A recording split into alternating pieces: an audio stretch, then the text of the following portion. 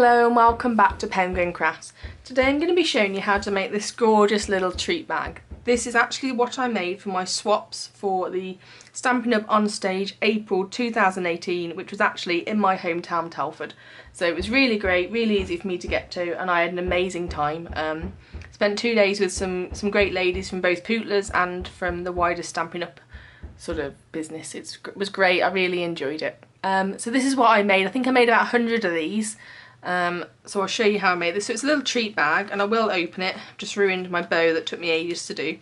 And inside, if I open it, it just fits two little sweets. Really simple, really easy, but I think it looks quite effective. The paper, obviously the designer series paper I've used, also really helps with it. I'm not going to fasten this back up, it'll take me forever. But it's really simple, really cute. If you'd like to see how to make this, please keep watching. So the first thing you'll need is your designer series paper. I decided to use the Tutti Frutti paper, which is a 6x6 cardstock. It's double-sided, so I've used that, and from each piece you do get 2 from them. So that was really, really good for when I was making my swaps. It made it nice and simple, minor sort of trimming and cutting in terms of the paper, and minimal wastage. So we're just going to make one today. So you need your 3x6 cardstock, or DSP. You're going to need your scoreboard. And on the long side, oh, this is it. So if you've got a pattern that matters, what you need to do is put the bottom, so the wrong end of the pattern, on the far left, okay? So as this one doesn't matter, it's fine. So the first one we're going to do on the long side is at 5/8.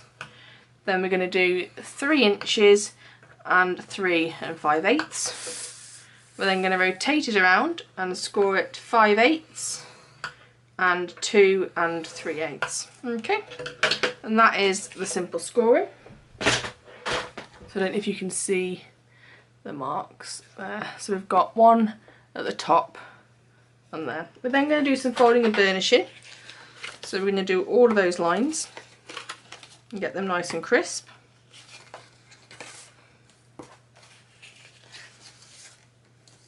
And then there's a few bits we do need to cut away. So grab your paper snips. And what we're going to do at the top, where we've got this small rectangle, we need to cut away the squares at the top, okay? And again, as always, try and be neat, as these will be on show.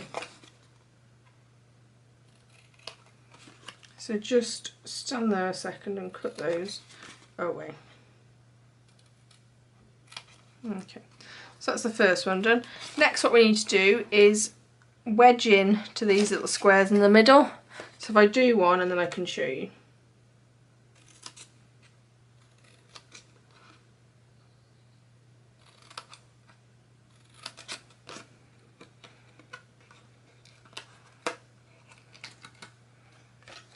So hopefully you can see that I have just wedged into it. So we're going to do the same on the other side. Just keeps it nice and neat and easier to fold together when we do. Okay, and then there's 2 more cuts. So that is what we've got so far. This folds up, so you put your little bits in, your back in, and then your front. So it all is a wraparound box.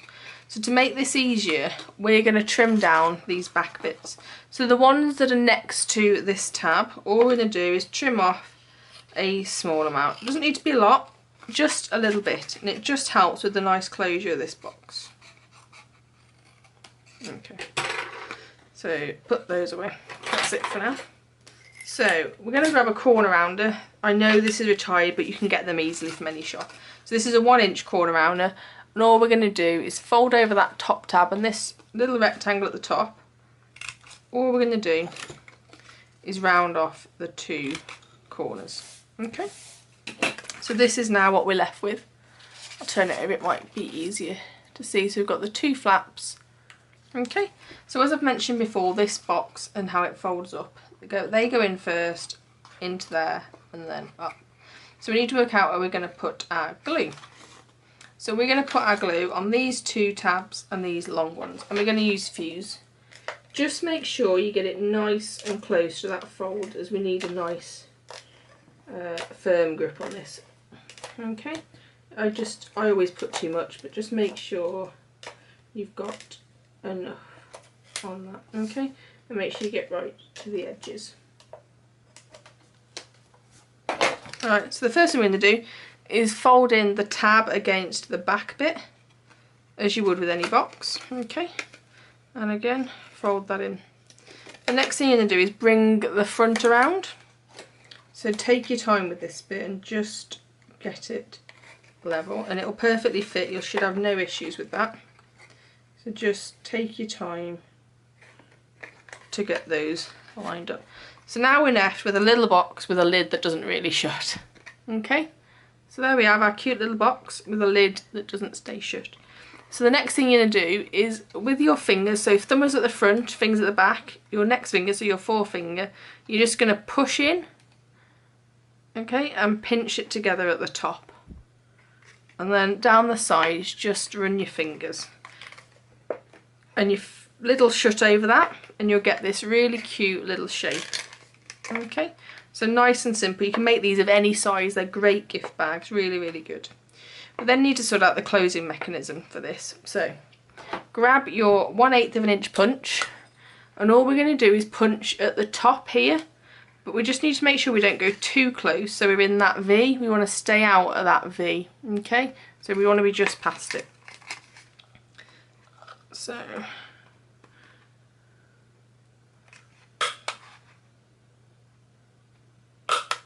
that is my 2 holes, and it's gone all the way through, okay? So then we need some ribbon, so I'm using this really gorgeous 1/8 of an inch white ribbon with silver. It's really pretty, really good. I'm just going to trim the end off so I've got a nice angle to work with. Okay, and what we do is we feed it from the front all the way through, okay, and then all the way through again to the front. Okay, so we've got a bit of a length at the moment, and that's all we're going to do for now. We're just going to get our stamping done. So we'll leave that out the way. There's our little box.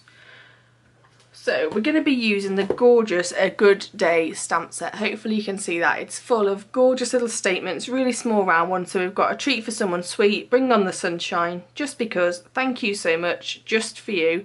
And then we've got a little deer, glass of lemonade, a rabbit, a tree, and some beautiful little circles. Oh, and a little bird. So we're going to be using a little treat for someone sweet today. This is exactly the same as the swaps I made. As you can see, it's been used a little bit. So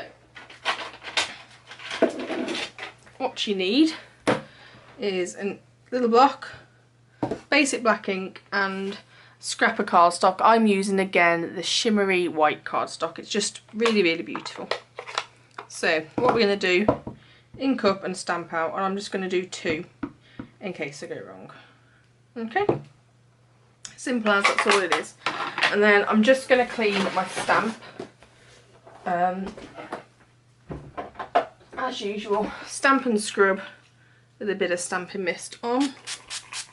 And then all I'm going to do is rub that in there and dry it off, and it just keeps them well. So we then need a punch. We're using the 1 1/4 inch punch, and all we're going to do is line it up so it's in the middle and punch. Okay, very simple.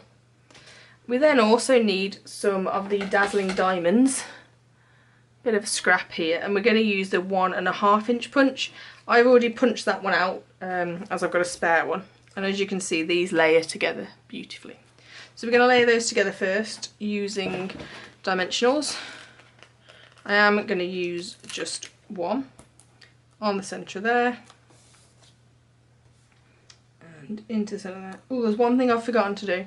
So I always like to add a bit of glitter, so we're going to be using our clear Winker Stella, and all I'm going to do is colour in the actual ice cream on the top. It's just an easy way of adding something without colouring them all in manually, so it's just a little bit of glitz to go with that.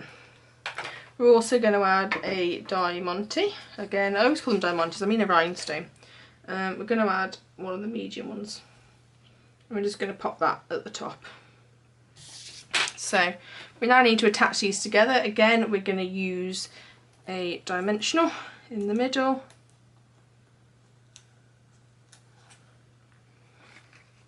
And we're just going to work out where that's going to go and push it on. Okay, so now it's time to put in our little tasty treats.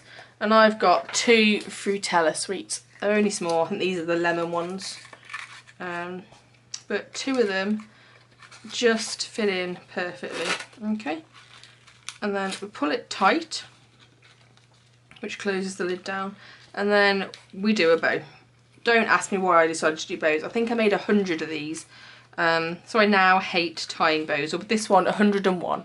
I think they look really cute, but don't ever make that many bows. I'm not skilled in the bow area, but for some reason I thought it would be a good idea. It really wasn't. They did look nice, just bows are not my thing. So let's do this. You can already probably tell I'm talking a lot because I'm struggling with this bow.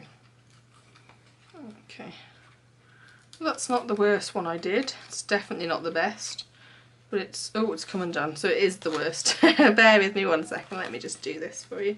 See, this is why I shouldn't have chosen bows. There's plenty of other closing mechanisms, clearly, but no, I thought bows were the way to go.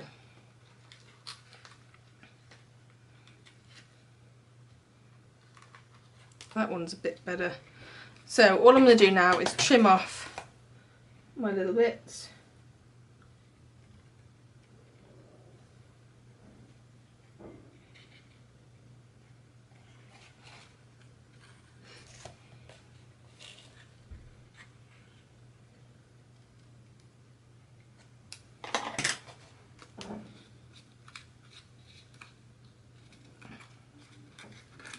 And there we have a gorgeous little gift bag, perfect for 2 little sweets. This would also look really nice as party favours, or depending on the paper you used, you could make them beautiful wedding favours. I hope you liked seeing this, and again, this is the swap I made for Onstage Telford 2018 in April. All details will be linked below, so if you click the button down below, you'll be able to see my blog, which is www.penguincrafts.co.uk. If you click the link there, it'll take you through and you can watch the video and see all the dimensions at once. Please give this a thumbs up and subscribe if you'd like to see some more videos. Thanks very much, guys.